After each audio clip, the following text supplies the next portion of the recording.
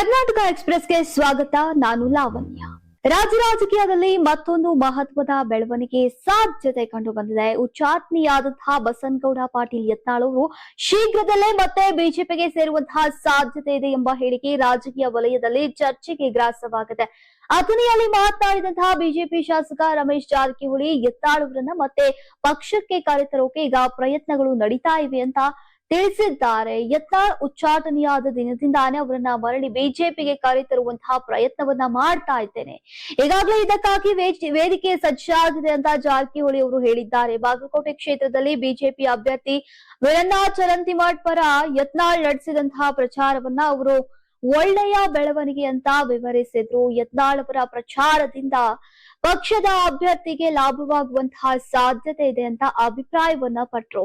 ಇನ್ನು ಯತ್ನಾಳ್ ಮತ್ತೆ ಬಿಜೆಪಿಗೆ ಬಂದ್ರೆ ಹಿಂದೂ ಸಂಘಟನೆಗಳ ಮತ ಹಾಗೂ ಪಕ್ಷದ ಮತ ಬ್ಯಾಂಕ್ ಬಲವಾಗತ್ತೆ. ಇದು ಉಪಚುನಾವಣೆಯಲ್ಲಿ ಪಕ್ಷಕ್ಕೆ ಅನುಕೂಲಕರವಾಗಲಿದೆ ಅಂತ ಜಾರಕಿಹೊಳಿ ಅವರು ವಿಶ್ವಾಸವನ್ನ ವ್ಯಕ್ತಪಡಿಸಿದ್ದಾರೆ. ಒಟ್ಟಿನಲ್ಲಿ ಯತ್ನಾಳ್ ಅವರ ರಾಜಕೀಯ ನಡೆ ಮುಂದಿನ ದಿನಗಳಲ್ಲಿ ರಾಜಕೀಯದಲ್ಲಿ ಹೊಸ ಸಮೀಕರಣಗಳಿಗೆ ಕಾರಣವಾಗುವಂತಹ ಸಾಧ್ಯತೆ ಇದೆ. ಬಿಜೆಪಿಯನ್ನ ತೊರೆದು ಕಾಂಗ್ರೆಸ್ ಪಕ್ಷದಿಂದ ಶಾಸಕರಾಗಿರುವಂತಹ ಲಕ್ಷ್ಮಣ್ ಸವದಿ ಯಾವುದೇ ಕಾರಣಕ್ಕೂ ಬಿಜೆಪಿಗೆ ಮರಳಿ ಬರುವುದಿಲ್ಲ. ಒಂದು ವೇಳೆ ಬಿಜೆಪಿಗೆ ಬಂದ್ರೆ ನಾವು ಅವರನ್ನ ಪಕ್ಷಕ್ಕೆ ಸೇರಿಸಿಕೊಳ್ಳುವುದಿಲ್ಲ ಅಂತ ಶಾಸಕ ರಮೇಶ್ ಜಾರಕಿಹೊಳಿ ಅವರು ಹೇಳಿದ್ರು. ಶಾಸಕ ಲಕ್ಷ್ಮಣ್ ಸವದಿ ಅವರನ್ನ ಅವರು ಪಕ್ಷವನ್ನ ಬಿಟ್ಟು ಬಿಜೆಪಿ ನಾಯಕರ ಬಗ್ಗೆ ಮತ್ತು ಪಕ್ಷದ ಮತಕ್ಷೇತ್ರದ ಜನರಿಗೆ ಹೇಳಿದಂತಹ ಭಾಷಣವನ್ನ ಎಲ್ಇಡಿ ಸ್ಕ್ರೀನ್ ಮೂಲಕ ತೋರಿಸ್ತೇವೆ, ಅವರು ಬಿಜೆಪಿಗೆ ಬರಲಿದ್ದಾರೆ ಅನ್ನೋದನ್ನ ಕ್ಷೇತ್ರದಲ್ಲಿ ಸೃಷ್ಟಿ ಮಾಡ್ಲಾಗ್ತಾ ಇದೆ. ಲಕ್ಷ್ಮಣ್ ಸವದಿ ಬಿಜೆಪಿಗೆ ಬರ್ತಾರಾ ಅಂತ ಬೀದಿಯಲ್ಲಿ ಜನ ಕೇಳ್ತಾ ಇದ್ದಾರೆ. ನಾನು ಹೇಳಿಲ್ಲ.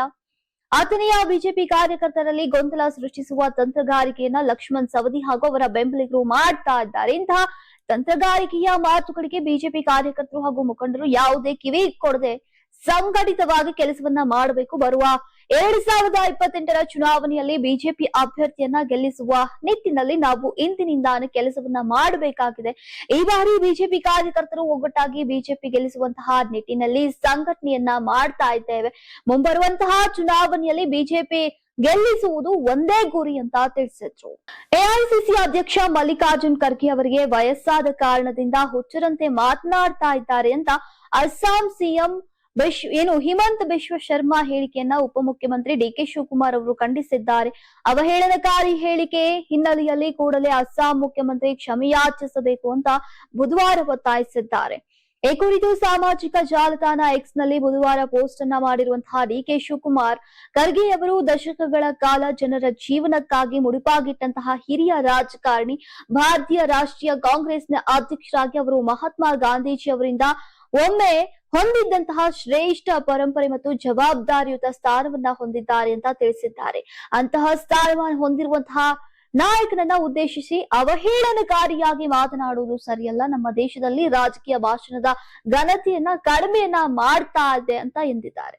ಮಲ್ಲಿಕಾರ್ಜುನ್ ಖರ್ಗೆ ವಿರುದ್ಧ ಅವಹೇಳನಕಾರಿ ಹೇಳಿಕೆ ಹಿನ್ನೆಲೆಯಲ್ಲಿ ಈಗ ಹಿಮಂತ ಬಿಶ್ವ ಶರ್ಮಾ ಕೂಡಲೇ ಬೇಷರತ್ ಕ್ಷಮೆ ಯಾಚಿಸಬೇಕು ಅಂತ ಡಿಕೆ ಶಿವಕುಮಾರ್ ಅವರು ಒತ್ತಾಯಿಸಿದ್ದಾರೆ. ರಾಜ್ಯ ಸರ್ಕಾರದ ವಿರುದ್ಧ ಸಾರಿಗೆ ನೌಕರರ ಅಸಮಾಧಾನ ಮತ್ತೆ ತೀವ್ರಗೊಂಡಿದೆ. ವಿವಿಧ ಬೇಡಿಕೆಗಳ ಈಡೇರಿಕೆಗೆ ಆಗ್ರಹಿಸಿ ನೌಕರರು ಸಮರಕ್ಕೆ ಇಳಿದಿದ್ದು, ಇದರ ಪರಿಣಾಮವಾಗಿ ಇಂದು ರಾಜ್ಯದಾದ್ಯಂತ ಬಸ್ ಸಂಚಾರದಲ್ಲಿ ಭಾರಿ ವ್ಯತ್ಯಯ ಉಂಟಾಗುವಂತಹ ಸಾಧ್ಯತೆ ಇದೆ. ಕರ್ನಾಟಕ ರಾಜ್ಯ ರಸ್ತೆ ಸಾರಿಗೆ ನಿಗಮ ಸೇರಿದಂತೆ 4 ನಿಗಮಗಳ ನೌಕರರ ಒಕ್ಕೂಟ ಪ್ರತಿಭಟನೆಗೆ ಕರೆ ನೀಡಿದೆ. ಸರ್ಕಾರದ ವಿರುದ್ಧ ಅಸಮಾಧಾನ ವ್ಯಕ್ತಪಡಿಸಿರುವಂತಹ ನೌಕರರು ತಮ್ಮ ಬೇಡಿಕೆಗಳನ್ನ ತಕ್ಷಣವೇ ಈಡೇರಿಸುವಂತೆ ಒತ್ತಾಯಿಸ್ತಾ ಇದ್ದಾರೆ. ಏಪ್ರಿಲ್ 8ರಿಂದ ಚಿತ್ರದುರ್ಗದಿಂದ ಬೆಂಗಳೂರಿನ ಫ್ರೀಡಂ ಪಾರ್ಕ್ ನವರೆಗೆ ಪಾದಯಾತ್ರೆ ಆರಂಭವಾಗಲಿದ್ದು, ಈಗ ಏಪ್ರಿಲ್ 21ರಂದು ಬೆಂಗಳೂರು ತಲುಪಲಿದೆ. ಇದೇ ದಿನದಿಂದ ಈಗ ಫ್ರೀಡಂ ಪಾರ್ಕ್ ನಲ್ಲಿ ಅನಿರ್ದಿಷ್ಟಾವಧಿ ಉಪವಾಸ ಸತ್ಯಾಗ್ರಹವನ್ನ ನಡೆಸೋಕೆ ನೌಕರರು ನಿರ್ಧರಿಸಿದ್ದಾರೆ. ನೌಕರರ ಪ್ರಮುಖ ಬೇಡಿಕೆಗಳನ್ನ ನೋಡೋದಾದ್ರೆ 38 ತಿಂಗಳ ವೇತನ ಹಿಂಬಾಕಿ ಬಿಡುಗಡೆ ಮಾಡಬೇಕು. 2024ರ ಜನವರಿಯಿಂದಾನೇ ವೇತನ ಪರಿಷ್ಕರಣೆಯನ್ನ ಜಾರಿಗೊಳಿಸಬೇಕು. ಒಟ್ಟು 1970 ಕೋಟಿ ಹಿಂಬಾಕಿ ಬಿಡುಗಡೆಗೆ ಒತ್ತಾಯ. ಸರ್ಕಾರ ಘೋಷಿಸಿರುವಂತಹ 1272 ಕೋಟಿ ಪಾವತಿಗೆ ನೌಕರರ ವಿರೋಧ ಹಾಗೂ 2025ರಿಂದ ವೇತನ ಒಪ್ಪಂದ ಜಾರಿಗೆ ಸರ್ಕಾರದ ನಿರ್ಧಾರಕ್ಕೆ ಈಗ ಆಕ್ಷೇಪವನ್ನ ವ್ಯಕ್ತಪಡಿಸಿದ್ದಾರೆ. ದಾವಣಗೆರೆ ದಕ್ಷಿಣ ಕ್ಷೇತ್ರದ ಉಪಚುನಾವಣೆಗೆ ಅಂತಿಮ ಸಿದ್ಧತೆಗಳು ಭರದಿಂದ ಸಾಗಿವೆ. ಈಗ ಈ ಚುನಾವಣೆಯಲ್ಲಿ ಭಾಗವಹಿಸುವಂತ 1430 ಮಂದಿ ಚುನಾವಣಾ ಸಿಬ್ಬಂದಿಗಳ ಆರೋಗ್ಯ ಸುರಕ್ಷತೆಗೆ ಜಿಲ್ಲಾಡಳಿತ ವಿಶೇಷ ಗಮನವನ್ನ ಹರಿಸಿದೆ. ಈಗ ಹೃದಯಾಘಾತ, ರಕ್ತದೊತ್ತಡದಂತಹ ಸಮಸ್ಯೆಗಳಿಂದ ಬಳಲ್ತಾ ಇರುವಂತಹ ಸಿಬ್ಬಂದಿಗೆ ಯಾವುದೇ ತೊಂದರೆಯಾಗದಂತೆ ನೋಡಿಕೊಳ್ಳೋಕೆ ಮತಗಟ್ಟೆಗಳಲ್ಲೇ ವೈದ್ಯಾಧಿಕಾರಿಗಳನ್ನ ನಿಯೋಜಿಸಲಾಗಿದೆ. ಅವರಿಗೆ ಪ್ರಾಥಮಿಕ ಚಿಕಿತ್ಸೆ ಮತ್ತು ಆರೋಗ್ಯ ತಪಾಸಣೆಯ ವ್ಯವಸ್ಥೆಯನ್ನ ಮಾಡಲಾಗಿದೆ. ಅಲ್ಲದೆ ಮತದಾನವನ್ನ ಹೆಚ್ಚಿಸುವಂತಹ ಉದ್ದೇಶದಿಂದ ಹಿರಿಯ ನಾಗರಿಕರು, ಅಂಗವಿಕಲರು ಮತ್ತು ಆರೋಗ್ಯ ಸಮಸ್ಯೆಗಳಿಂದ ಮತಗಟ್ಟೆಗೆ ಬರೋಕೆ ಕಷ್ಟಪಡುವಂತಹ ಮತದಾರರಿಗಾಗಿ ಜಿಲ್ಲಾಡಳಿತ ಉಚಿತ ವಾಹನ ಸೌಲಭ್ಯವನ್ನ ಒದಗಿಸಿದೆ. ಬೆಳಗ್ಗೆ 7 ಗಂಟೆಯಿಂದ ಸಂಜೆ 6 ಗಂಟೆಯವರೆಗೆ ಮತದಾನ ನಡೆಯಲಿದ್ದು ಎಲ್ಲರೂ ಮತದಾನ ಪ್ರಕ್ರಿಯೆಯಲ್ಲಿ ಭಾಗವಹಿಸುವಂತೆ ಮನವಿಯನ್ನ ಮಾಡಲಾಗಿದೆ. ಮಂಡ್ಯ ಜಿಲ್ಲೆಯ ಪಾಂಡವಪುರ ತಾಲೂಕಿನ ಮೇಲ್ಕೋಟೆ ಗ್ರಾಮದಲ್ಲಿ ಚಿರತೆ ದಾಳಿ ಪ್ರಕರಣ ಬೆಳಕಿಗೆ ಬಂದಿದ್ದು ಗ್ರಾಮಸ್ಥರಲ್ಲಿ ಆತಂಕದ ವಾತಾವರಣ ನಿರ್ಮಾಣವಾಗಿದೆ. ಮೇಲುಕೋಟೆಯ ಶ್ರೀನಿವಾಸ್ ಅಯ್ಯಂಗಾರ್ ನಡೆಸ್ತಾ ಇದ್ದಂತಹ ಗೋಶಾಲೆಗೆ ಮಧ್ಯರಾತ್ರಿ ನುಗ್ಗಿದಂತಹ ಚಿರತೆ ಹಸುವನ್ನ ಎಳೆದುಕೊಂಡು ಬಂದು ಕೊಂದ ಘಟನೆ ನಡೆದಿದೆ. ಗೋಶಾಲೆಯ ಬಾಗಿಲಿನ ಬಳಿ ಹಸುವಿನ ಮೇಲೆ ದಾಳಿ ನಡೆಸ್ತಾ ಇದ್ದಂತಹ ದೃಶ್ಯವನ್ನ ಸ್ಥಳೀಯರು ಮೊಬೈಲ್ನಲ್ಲಿ ಸೆರೆ ಹಿಡಿದಿದ್ದಾರೆ. ಘಟನೆ ಗಮನಿಸಿದಂತಹ ಸ್ಥಳೀಯರು ಟಾರ್ಚ್ ಲೈಟ್ ಅನ್ನ ಹಾಯಿಸಿ ಈಗ ಚಿರತೆಯನ್ನ ಓಡಿಸೋಕೆ ಪ್ರಯತ್ನಿಸಿದ್ರು. ಟಾರ್ಚ್ ಬೆಳಕಿನ ಅಡ್ಡಿಯಿಂದ ಬೇಟೆಯನ್ನ ಬಿಟ್ಟು ಚಿರತೆ ಕಾಡಿನತ್ತ ಓಡಿ ಹೋಗಿದೆ ಅಂತ ತಿಳಿದು ಬಂದಿದೆ. ಈ ಘಟನೆ ಬಳಿಕ ಗ್ರಾಮಸ್ಥರಲ್ಲಿ ಭೀತಿ ಹೆಚ್ಚಾಗಿದ್ದು ಚಿರತೆಯನ್ನ ತಕ್ಷಣ ಸೆರೆ ಹಿಡಿಯುವಂತೆ ಈಗ ಅರಣ್ಯ ಇಲಾಖೆ ಒತ್ತಾಯಿಸಿದ್ದಾರೆ. ಇನ್ನು ಪ್ರಕರಣವು ಮೇಲುಕೋಟೆ ಪೊಲೀಸ್ ಠಾಣಾ ವ್ಯಾಪ್ತಿಯಲ್ಲಿ ದಾಖಲಾಗಿದ್ದು ಅರಣ್ಯ ಇಲಾಖೆ ಹಾಗೂ ಪೊಲೀಸರು ಮುಂದಿನ ಕ್ರಮವನ್ನ ಕೈಗೊಂಡಿದ್ದಾರೆ. ಕರ್ನಾಟಕದಲ್ಲಿ ಗ್ಯಾಸ್ ಸಿಗದೆ ಆಟೋ ಚಾಲಕರಿಗೆ ಸಂಕಷ್ಟ ಎದುರಾಗಿದೆ. ದಿನವಿಡೀ ದುಡಿಮೆ ಬಿಟ್ಟು ಬಂಕ್ಗಳ ಬಳಿ ಗಂಟೆಗಟ್ಟಲೆ ಕಾಯುವಂತಹ ಸ್ಥಿತಿ ನಿರ್ಮಾಣವಾಗಿದೆ. ಇದರಿಂದ ಆಟೋ ಚಾಲಕರು ಹೈರಾಣಾಗಿ ಹೋಗಿದ್ದಾರೆ. ಈ ಮಧ್ಯೆ ಆಟೋ ಗ್ಯಾಸ್ ಕೊರತೆ ಬಗ್ಗೆ ವದಂತಿಗಳು ಕೂಡ ಹರಿದಾಡ್ತಾ ಇದ್ವು. ಸದ್ಯ ಆಟೋ ಎಲ್ಪಿಜಿ ಸರಬರಾಜು ಕುರಿತು ಈಗ ಸ್ಪಷ್ಟನೆ ನೀಡಿರುವಂತಹ ರಾಜ್ಯ ಸರ್ಕಾರ ಸರಬರಾಜಿನಲ್ಲಿ ವ್ಯತ್ಯಾಸ ಕಂಡು ಬಂದಿದ್ರು ಕೂಡ ಯಾವುದೇ ತೊಂದರೆ ಇಲ್ಲ ಅಂತ ಹೇಳಿದೆ. ಆಟೋ ಎಲ್ಪಿಜಿ ಸರಬರಾಜು ಕುರಿತು ಮಾಧ್ಯಮ ಪ್ರಕಟಣೆ ಹೊರಡಿಸಿರುವಂತಹ ರಾಜ್ಯ ಸರ್ಕಾರ ಸರಬರಾಜಿನಲ್ಲಿ ವ್ಯತ್ಯಾಸ ಕಂಡು ಬಂದರೂ ಕೂಡ ಯಾವುದೇ ತೊಂದರೆ ಇಲ್ಲ. ಐಒಸಿಎಲ್, ಬಿಪಿಸಿ, ಎಚ್ಪಿಸಿ ಕಂಪನಿಗಳಿಂದ ಗ್ಯಾಸ್ ಪೂರೈಕೆ ನಡೀತಾ ಇದೆ. ಏಪ್ರಿಲ್ 2 ರಿಂದ ಏಪ್ರಿಲ್ 6ರವರೆಗೆ ದಿನನಿತ್ಯ ಸರಬರಾಜು ಆಗುತ್ತೆ. ಈಗ ಪ್ರತಿದಿನ 83 ರಿಂದ 94 ಮೆಟ್ರಿಕ್ ಟನ್ ವರೆಗೆ ಪೂರೈಕೆಯನ್ನ ಮಾಡಲಾಗಿದೆ. ಏಪ್ರಿಲ್ 5ರಂದು ಅತಿ ಹೆಚ್ಚು 94.11 ಎಂಟಿ ಸರಬರಾಜು ಮಾಡಲಾಗಿದೆ.